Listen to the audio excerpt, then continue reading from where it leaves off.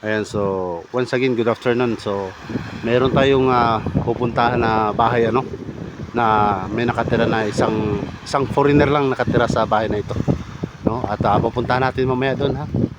Papakita ko sa inyo kung gaano kalungkot yung buhay niya, no? So ayan, so nandito siya sa tabing dagat nakatira.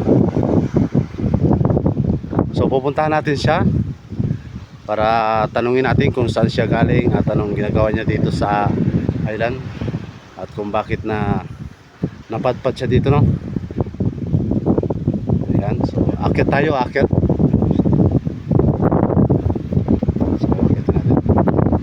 So matagal na siyang nakatira dito sa island na to, at solo lang siya dito sa bahay na.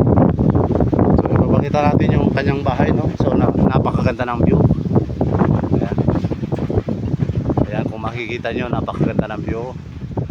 So matagal na siya dito naninirahan, at puntahan na natin siya, tanungin natin kung anong kinakain niya.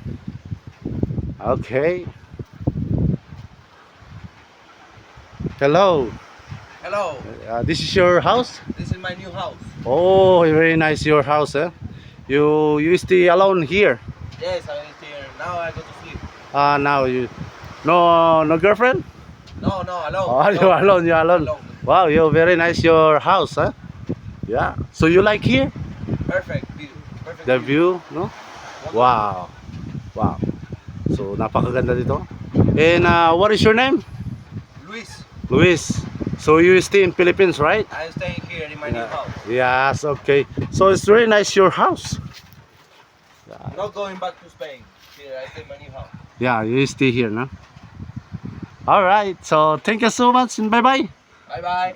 Okay.